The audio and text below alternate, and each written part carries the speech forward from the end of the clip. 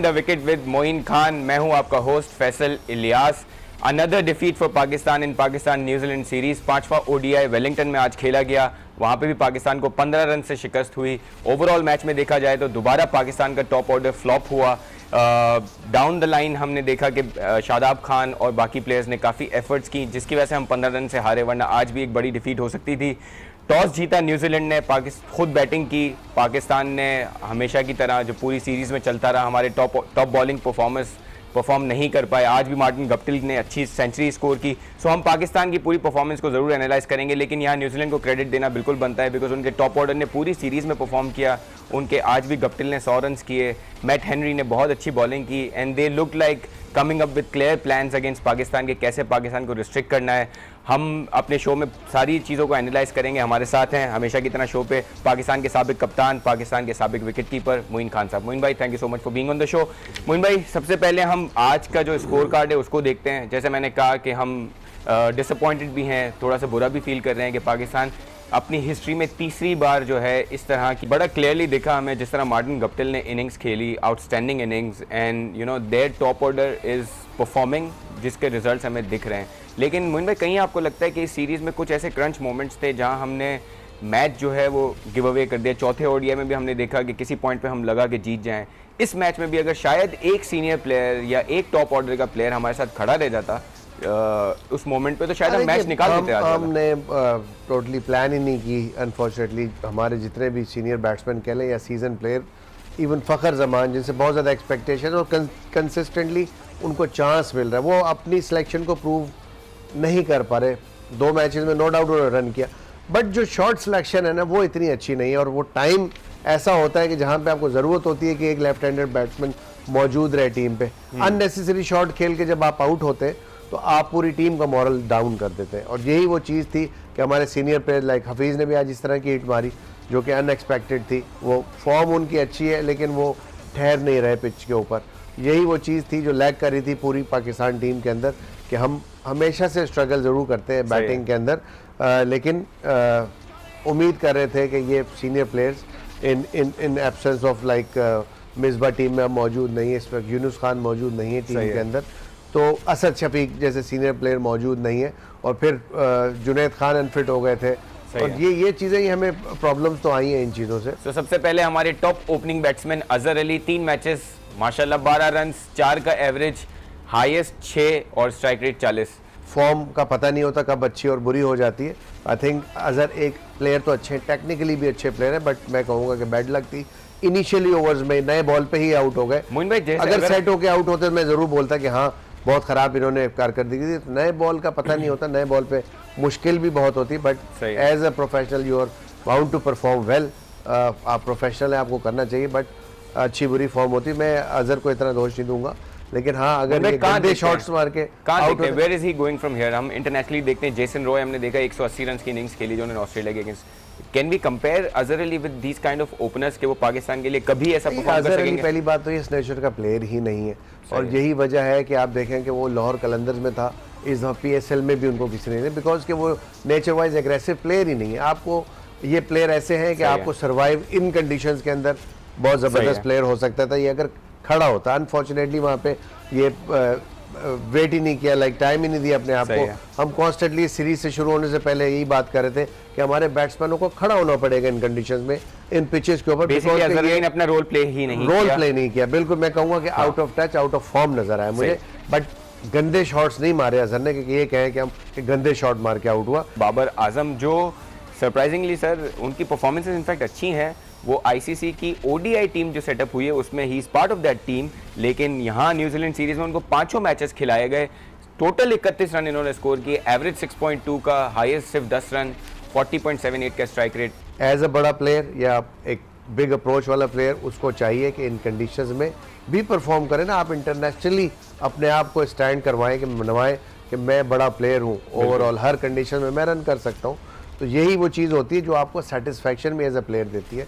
I think मुश्किल time था, but again proof तो करना चाहिए था इनको अपनी वर्थ का, अपनी प्रेजेंस का, बिकॉज की एक्सपेक्टेशंस थी इनसे, इसी वजह से टीम में थे। शोएब मालिक 4 मैचेस 50 रन भी 4 मैचेस में पूरे ना कर सके। 49 रन, 12.25 का एवरेज, 27 रन का highest, 51.57 is the strike rate.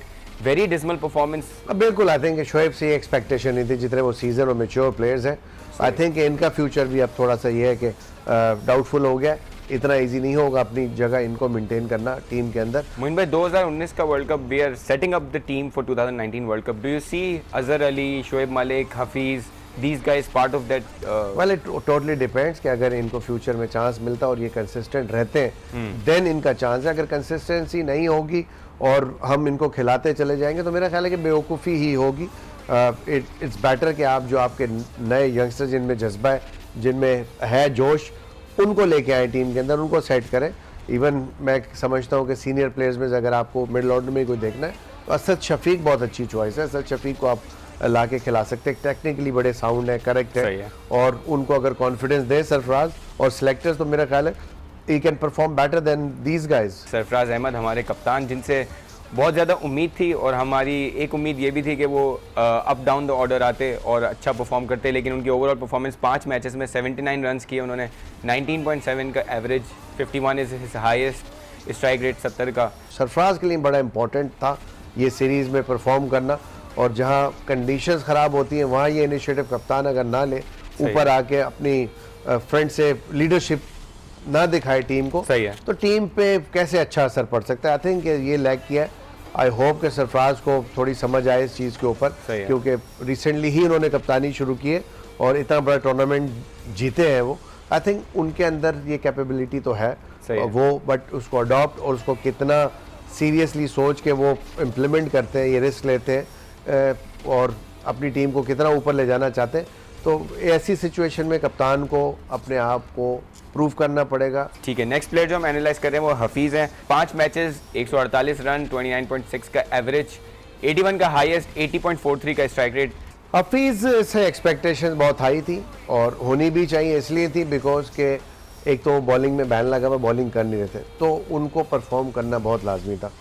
Jin situations में उन्होंने परफॉर्म किया, 80 भी रन्स किए, तो आपने देखा होगा कि आखिरी 3-4 ओवर में बहुत ही आउटस्टैंडिंग उन्होंने हिटिंग की और फिर ये 81 तक भी पहुंचे थे, लेकिन टीम को कोई फ़ायदा नहीं हो इनके 81। अगर उससे पहले का स्ट्राइक रेट देखा जाए तो इनका बहुत कम था। आई थिंक यहाँ पे यही वो चीज़ थी कि सीनियर प्लेयर से कि अपनी छोटी इनिंग्स को बड़े में कन्वर्ट करके मैच विनिंग्स इनिंग बनाते हफीज़, लेकिन जिस तरह 2 से 3 मैचेस के अंदर हफीज़ ने हिट मार के आउट हुए, ऐसी एक्सपेक्टेशन नहीं होती। मैं वही बात कर रहा हूँ कि जो सीनियर करेगा वही जूनियर में रिफ्लेक्ट होती है चीज़।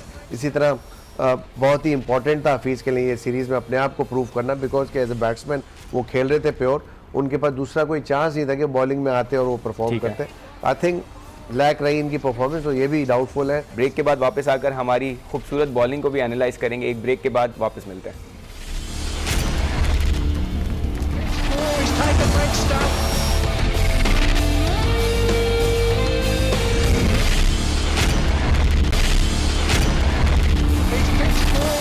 Welcome back after the break on behind the wicket with Moin Khan. Break पे जाने से पहले हमने अपने टॉप ऑर्डर बैट्समैन की परफॉर्मेंसेस को एनालाइज किया 5 ओडीआईज में न्यूजीलैंड के अगेंस्ट। अब हम करेंगे ये कि जो हमारे बॉलर्स हैं उनको एनालाइज करेंगे कि उनकी परफॉर्मेंस कैसे रही। सबसे पहले हम देखते हैं मोहम्मद आमिर की परफॉर्मेंस और मोइन भाई से अपनी डिस्कशन को कंटिन्यू करते हैं। मोहम्मद आमिर ने 4 मैचेस खेले, जैसे हम देख रहे हैं कि सारे मैचेस उनको खिलाए जाते हैं। 28 ओवर्स किए उन्होंने, 145 रन, सिर्फ 2 विकेट्स एंड 5.17 का इकोनॉमी रेट। मोइन भाई, मोहम्मद आमिर को अगर जब से उन्होंने दोबारा ज्वाइन किया देखा जाए, 25 मैचेस खेले, उन्होंने सिर्फ 32 विकेट लिए हैं, कोई 4 विकेट नहीं है, कोई 5 विकेट नहीं है।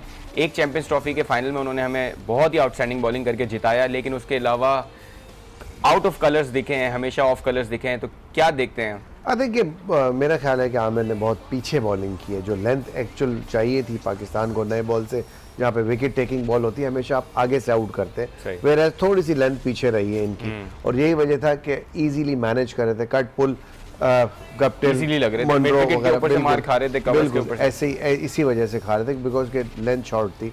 तो यही वो चीज़ है कि जब आप नई बॉल से लेंथ को अच्छा नहीं करेंगे, आगे नहीं करेंगे, तो बॉल को एयर नहीं मिलती वर्क करने के लिए, और फिर सीम में भी इतना आपको इफेक्टिवनेस नहीं मिलती। मोइन भाई, उनके पेस से भी थोड़ा कंसर्न लगा, पेस भी इतना नहीं मुझे लग रहा है कि थोड़ी पेस कम हुई है, हल्की सी पेस में नजर आता है, या तो लैक ऑफ फिटनेस है मे बी, बट हमें सोचना पड़ेगा इम्पोर्टेंटली क्योंकि सोहेल खान मौजूद हैं, आपको इन कंडीशंस के बेहतरीन बॉलर थे, उनको हमने सेलेक्ट नहीं किया, तो यहाँ पे कंपटीशन लेवल जो है वो हाई हो जाएगा। अब इतना इजी नहीं होगा आमिर के लिए अपने आप को रिटेन करना टीम के अंदर, बिकॉज बड़ी क्लियरली सामने आ गई परफॉर्मेंस। और जो आपने भी जिक्र किया है कि पिछले 25 मैचेस से जब से वो खेल रहे हैं, कम बैक किया है, मैच विनिंग एक ही परफॉर्मेंस आई है उनकी ऐसी जहाँ पे उन्होंने जिताया है। आई थिंक कि सरफराज को गौर करना पड़ेगा।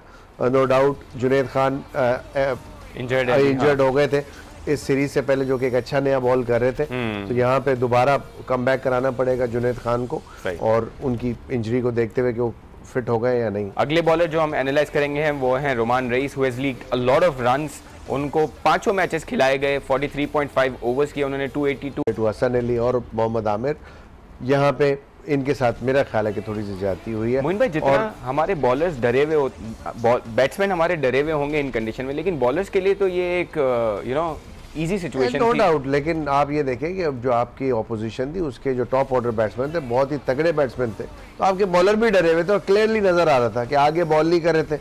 जैसे मैंने कहा कि आगे बॉल करनी चाहिए थी, आप आगे से हिट खा लें, कोई क्रिकेटर या कोई कप्तान माइंड नहीं करता।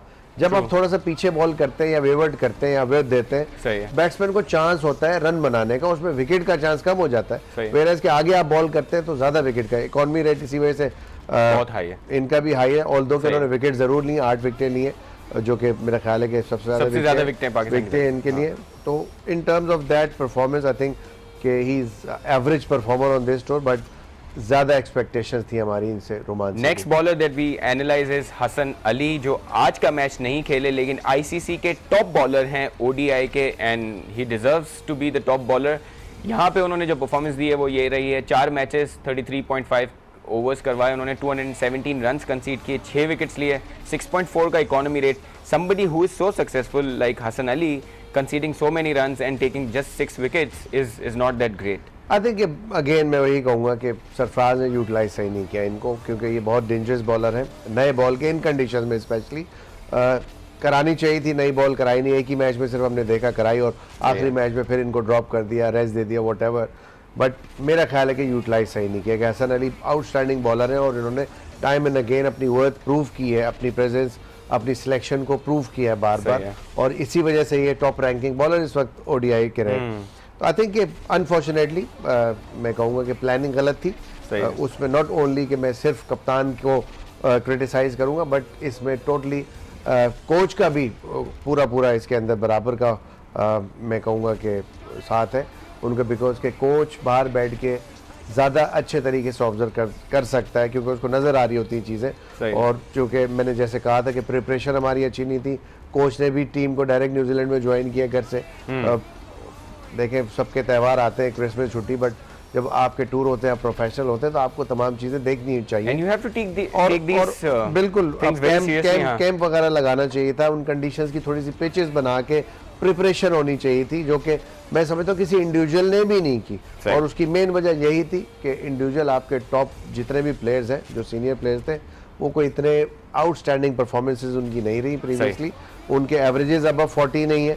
तो जिस टीम में अबव 40 वाले प्लेयर्स ही नहीं होंगे तो आप क्या एक्सपेक्ट कर सकते हैं, बिल्कुल वो क्या परफॉर्म करेंगे। नेक्स्ट बॉलर जो हम एनालाइज करेंगे प्रॉब्ली ऑलराउंडर है फहीम अशरफ, प्रॉब्ली नहीं बल्कि कंफर्म्ड ऑलराउंडर है, he is a good performer. उनकी बॉलिंग भी मोइन भाई कंपैरेटिवली अच्छी रही है, 5 मैचेस उन्होंने खेले, 35 ओवर्स कराए, 199 रन्स कंसीड किए, 5 विकेट ली, 5.68 का इकोनॉमी रेट।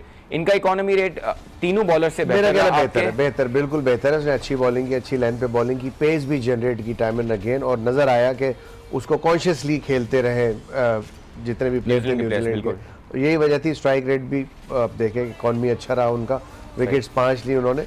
आई थिंक अब player in making, I think is a good allrounder, मैं कह सकता हूँ कि ये फ्यूचर है पाकिस्तान का। पहला टूर था इनका, मैं समझता हूँ कि अपनी जो इनकी स्किल्स है उसके हिसाब से इनकी अच्छी परफॉर्मेंस है, और जब आपकी पूरी टीम इतना बुरा कर रही है और आप अच्छा करें तो मेरा ख्याल है कि अप्रिशिएट करना चाहिए यंगस्टर को हमें, और इनको कंटिन्यू करना चाहिए इनकी परफॉर्मेंस को देखते हुए। बिल्कुल सही। और ये एक अच्छा फ्यूचर हो सकते हैं पाकिस्तान। शादाब खान की performance, the only proper spinner that we had, Shadab Khan, उनकी परफॉर्मेंस देखते हैं। 5 matches 43 overs, 206 runs conceded, 5 wickets and 4.7 economy rate. Economy rate is outstanding considering के स्पिन बॉलर हैं. मोइन भाई, आपको लगता है कि जिस तरह की शादाब की परफॉर्मेंस है शायद एक और भी आपके पास प्रॉपर स्पिनर होना चाहिए था? आई थिंक बिल्कुल अनफॉर्चुनेटली इस वक्त कोई ऐसा सर्किट में ऐसा वेरिएशन वाला बॉलर नहीं है. और इकॉनमी की जो मेन रीज़न मुझे नज़र आ रही है कि बड़ा प्लान करके खेला न्यूजीलैंड ने. न्यूजीलैंड को पता था ये वैरायटी वाला बॉलर है, इसको विकेट्स नहीं देनी. और यही चीज़ आपने देखा कि इसकी इकॉनमी में रिफ्लेक्ट कर रही है. उन्होंने टोटल 5 मैचों में सिर्फ 5 विकेटें लिए. एज एन ऑलराउंडर कहूँगा, नो डाउट बहुत अच्छी परफॉर्मेंस है. बैटिंग बहुत अच्छी की, फील्डर बड़ा आउटस्टैंडिंग है. बट इनके खिलाफ जो बॉलिंग को टैकल किया है इनकी, मेरा ख्याल है कि न्यूजीलैंड का प्लान बहुत अच्छा था. उनको पता था विकेट टेकिंग बॉलर है, उसको विकेट्स नहीं दी इन्होंने. और यही सक्सेस का राज था इस टीम की, because they were planned and executed well. And in comparison you see Pakistan performance, lack of planning. Moin भाई, प्लानिंग की जहाँ आपने बात की, आज हमने देखा कि मैट हेनरी ने जो विकेट्स लिए हैं उन्होंने बड़ा सेटअप किया है बैट्समैन को विकेट लेने से पहले. शॉर्ट बॉल कराए, शॉर्ट बॉल्स भी ऐसी थी जो बॉडी पे आ रही थी. और उसके बाद हमने देखा कि आपके टॉप ऑर्डर फ़खर जमान और सारे प्लेयर्स उससे परेशान हुए. उमर अमीन और सब प्लेयर्स परेशान होकर आउट हुए. सो एक प्लान उनके पास हमेशा रहा पूरी सीरीज में कि किस तरह प्लेयर्स को आउट करना है. ऐसी देखें, हमेशा वर्नेबल रहे पाकिस्तानी बैट्समैन शॉर्ट पिचेस के ऊपर, स्पेशली इन पिचेस के ऊपर और पेस के साथ. ये एक्सपोज पहले मैच से ही हो गई पाकिस्तान टीम. तो उसी स्ट्रैटेजी को अपनाया, जहां पे एक बाउंसर की और थोड़ा सा अगला बॉल आगे किया, तो बैट्समैन ने डर के मारे चलाया, रादर देन कि उसको स्ट्रांगली खेलते, रोकते या व्हाटएवर, प्रूव करते अपने आप की, अपनी प्रेजेंस शो करते, उनको कमिटमेंट शो करते. नहीं हो पाया. वो चीज़ हमें करेज नजर नहीं है पाकिस्तानी टीमों में. रेजिस्ट नहीं किया उन्होंने कहीं भी इस बॉलिंग अटैक के सामने. डरे नजर आए मुझे थोड़ा सा, और पेस के खिलाफ हम वर्नेबल नजर आए कि कहीं भी हम जहां जरा सी एक्स्ट्राऑर्डिनरी पेस होगी तो हम परफॉर्म नहीं कर सकते. बिल्कुल सही है. ओवरऑल ओडीआई सीरीज पे जो न्यूजीलैंड के साथ रही, वो पैकेज देखते हैं और फिर हमारे welcome back after the break on behind the wicket with Moin Khan. Break पे जाने से पहले हमने पैकेज देखा कि पाकिस्तान की परफॉर्मेंस पांचों ओडीआईज में कैसी रही. और जैसे हमने कहा कि बहुत डिसअपॉइंटिंग है हम सब, और क्रिकेट लवर्स भी, और क्रिकेट जो समझते हैं देखते हैं हम सब, बिकॉज हम इस खेल को फॉलो करते हैं और इसी के साथ हमारी सांसें जुड़ी रहती हैं. सो वी आर डिसअपॉइंटेड कि हमने 5-0 से ये सीरीज़ हारी है. लेकिन we have to look forward. Moin भाई, आगे सीरीज़ होनी है हमारी T20 की. अब हम जो हो चुका उसको चेंज नहीं कर सकते. T20 के लिए हमारे अहमद शहजाद और उमर अमीन, जिनको हमने 5वां ODI भी खिला दिया, दे जॉइन द टीम.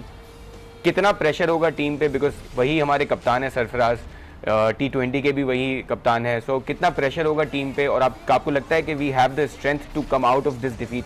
देखिए, आना पड़ेगा. देखिए, और कोई चांस नहीं है. और ये T20 मैचेस में मुझे ऐसा लगता है कि पाकिस्तान के पास चांस है कम बैक करने को. ऑल्दो कि न्यूजीलैंड की कंडीशन में T20 में भी बहुत अच्छी टीम है, बड़ी स्ट्रॉन्ग कंटेंडर है. बट आपके पास भी कैपेबल प्लेयर हैं जो कि आपको मैच जितवा सकते हैं. और उम्मीद करता हूं कि अच्छी सीरीज रहेगी और पाकिस्तान जीत भी सकता है. I am very much confident. जो T20 की हमारी स्क्वाड है वो बेटर है हमारी वनडे की स्क्वाड से, जो इनकी नेचर कह लें आप इसको. लेकिन ये ज़रूर रिफ्लेक्शन होगा इस सीरीज़ को हारने से. बॉडी लैंग्वेज पाकिस्तान को कम बैक करने के लिए स्ट्रॉन्ग आना पड़ेगा. उसके लिए परफॉर्मेंस आपको करनी पड़ेगी, कमिटमेंट शो करनी पड़ेगी. और अगर यही डिफीट लेके आप माइंड्स में चलेंगे तो फिर मेरा नहीं ख्याल कि पाकिस्तान टीम जीत सकती है. तो अपने आप में बिलीव करना पड़ेगा, ट्रस्ट करना पड़ेगा अपनी एबिलिटी पे हर प्लेयर को. और कप्तान के लिए बड़ा इंपॉर्टेंट होगा कि वो यहाँ से किस तरह अपनी टीम को लिफ्ट करता है.